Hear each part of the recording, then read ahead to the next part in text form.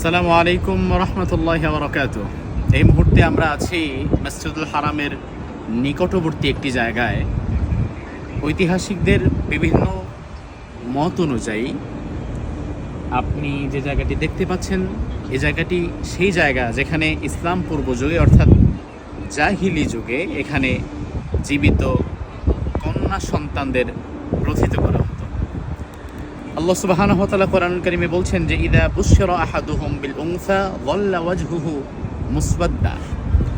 জাহিলি যুগের এই মানুষদেরকে যখন কন্যা সন্তান হয়েছে তার কোনো গুড নিউজ দেওয়া হতো, তখন তাদের চেহারাগুলো বিবর্ণ হয়ে যেত, তারা খুব কষ্ট পেত কন্যা সন্তান হলে। রাসূল সাল্লাল্লাহু আলাইহি ওয়াসাল্লাম পরবর্তীতে এসে তিনি বললেন যে কন্যা সন্তান হচ্ছে তোমাদের জন্য রহমত, কন্যা সন্তান হচ্ছে বারাকাহপূর্ণ। যে ঘরে কন্যা সন্তান প্রথম জন্মগ্রহণ করে আল্লাহ সুবহানাহু ওয়া তাআলা সেই ঘরে বারাকাহ ঢেলে দেয়।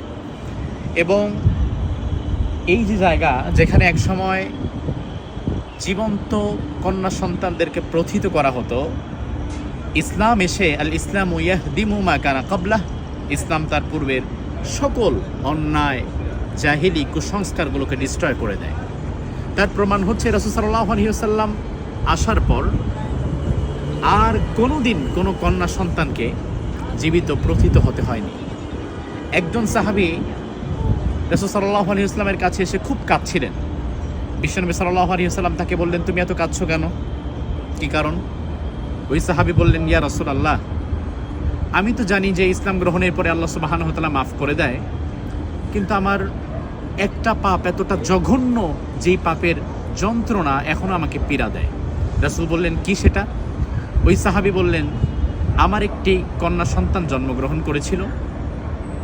এই কন্যা সন্তান যখন জন্মগ্রহণ করে আমি তখন ব্যবসার কাজে বাহিরে ছিলাম। আমি কয়েক বছর পর যখন ঘরে ফিরে আসি তখন আমার স্ত্রী আমার এই কন্যা সন্তানের সাথে আমাকে পরিচয় করিয়ে দেয়। আমার কাছে এটা এতটা যন্ত্রণাদায়ক মনে হলো যে আমার কন্যা সন্তান আরেকজনের বাড়িতে গিয়ে রান্নাবান্না করবে, তার বাচ্চা পালন করবে, এটা আমার গায়রত পরিপন্থী মনে হচ্ছিল। জাহালাত আমাকে এতটা অন্ধ করে তুলেছিল যে আমি আমার এই কন্যা সন্তানকে হত্যা করার জন্য মুখিয়েছিলাম।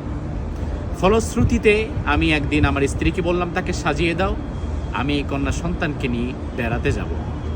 মূলত আমি তাকে বেড়াতে নিয়ে যাইনি, আমি তাকে হত্যা করতে নিয়ে গিয়েছিলাম। আমি তাকে নিতে নিতে এক গহীন জঙ্গলে গিয়েছিলাম। সেই গহীন জঙ্গলে গর্ত খনন করে সেই জায়গার মধ্যে আমি তাকে প্রথিত করেছিলাম।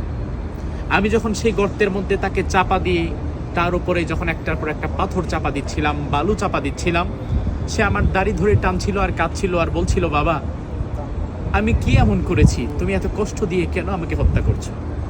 বাবা তুমি আমাকে ক্ষমা করে দাও, আমি কোনোদিন তোমাকে বাবা বলে ডাকবো না। ইয়া রাসূলুল্লাহ, তার সেই কচি কণ্ঠের বাবা ডাক আমার এই জাহালাতে পূর্ণ হৃদয়কে নরম করতে পারেনি।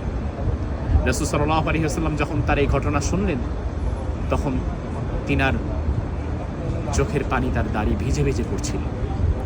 আল্লাহ সুবহানাহু ওয়া তাআলার জন্য কোরআনে বলছেন, ওয়া ইযাল মাউউদাতু সুইলাত বিআইয়ি যামবিন কুতিলাত, এই মানুষগুলোকে প্রশ্ন করা হবে যে কোন কারণে এই নিষ্পাপ প্রাণগুলোকে তোমরা হত্যা করেছিলে।